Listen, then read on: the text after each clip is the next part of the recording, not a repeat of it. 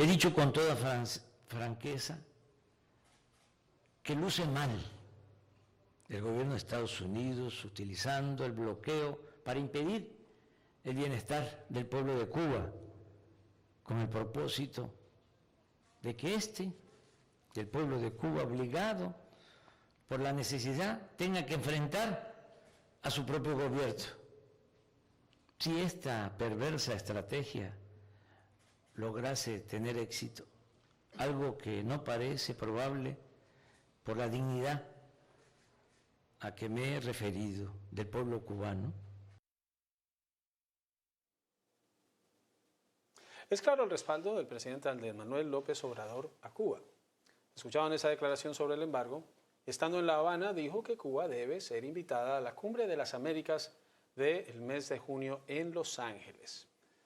Además, a esto se suma el hecho de que el Departamento de Estado, a través del subsecretario de Estado para el Hemisferio Occidental, Brian Nichols, confirmó que aunque las invitaciones no han sido enviadas aún por la Casa Blanca, Venezuela, Cuba y Nicaragua no estarán incluidas. Ahora, los países del CARICOM, una comunidad de países caribeños que tiene 15 miembros y 5 países asociados, ha dicho que si Cuba y Venezuela no van, ellos tampoco.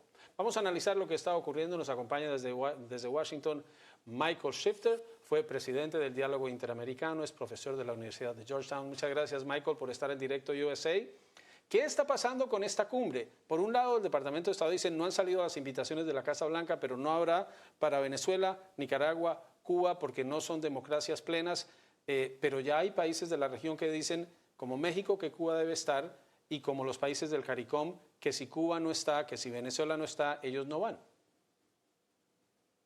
Bueno, Juan Carlos, lamentablemente la situación está bastante enredado y yo creo que tiene que ver mucho con como muchas cosas, la política latinoamericana tiene que ver mucho con la política doméstica en Estados Unidos y sobre todo Florida, donde están las comunidades importantes, exiliados, cubanos y venezolanos.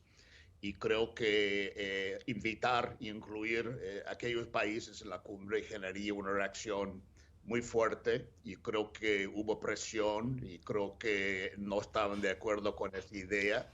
Y obviamente en América Latina y sobre todo en algunos países como usted ha señalado como México, tal vez Argentina y los países de CARICOM es un tema muy sensible. Cuba y Venezuela son países caribeños también. Entonces yo creo que está muy mal visto. Entonces es con poco tiempo, algunas semanas antes de la cumbre, es realmente desafortunado situación, porque aún si todos los de CARICOM y López Obrador asiste el cumbre, esto afectaría el ánimo y el ambiente de la reunión que podría impedir que realmente hay discusiones muy productivas. Y en este momento, Michael, ese es el tema. No se está hablando sobre, por ejemplo, sabemos que la migración será un tema central. Hubo 2 reuniones, la última en Panamá. Y son temas que tienen que pasar por estos países, especialmente, por ejemplo, la semana en que hubo la reunión ministerial en Panamá, Estados Unidos se reunió con Cuba para hablar de migración. Hay una cumbre sobre migración que involucra a Cuba, pero si no está Cuba, si no está Venezuela, si no está Nicaragua, ¿es verdaderamente una cumbre de las Américas y está en riesgo esta cumbre de las Américas? Bueno, yo creo que tiene que hacer un esfuerzo para preservarlo, para que sea una reunión productiva. Pero es cierto, hay una contradicción y hipocresía que ustedes señalan muy bien. Por un lado, están conversando con los cubanos sobre inmigración y por otro lado, el tema central de la cumbre de inmigración donde no está presente los cubanos. De la misma manera, hace poco hubo 3 funcionarios muy altos de Estados Unidos que fueron a hablar a Venezuela, a Caracas, con representantes del gobierno de Maduro.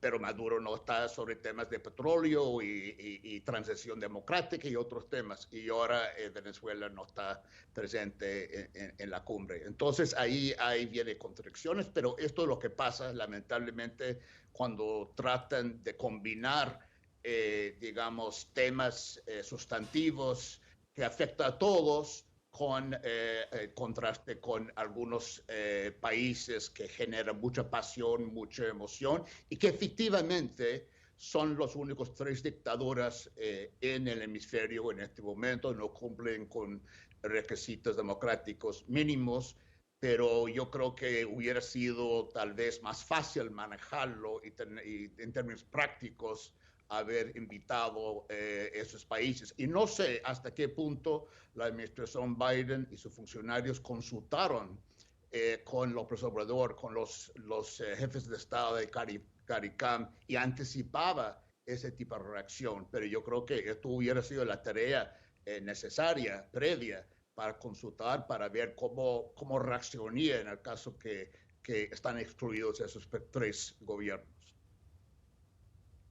Leía uno de los comentarios de uno de esos líderes del Caribe, de los miembros de CARICOM, decía, si Estados Unidos va a hablar, envía una delegación a hablar con el gobierno de Maduro, no podría presentar, dicen ellos, a Guaidó como el representante de Venezuela en la cumbre si es que lo estuvieran contemplando. Decían que no les parecía algo serio. Veremos qué ocurre.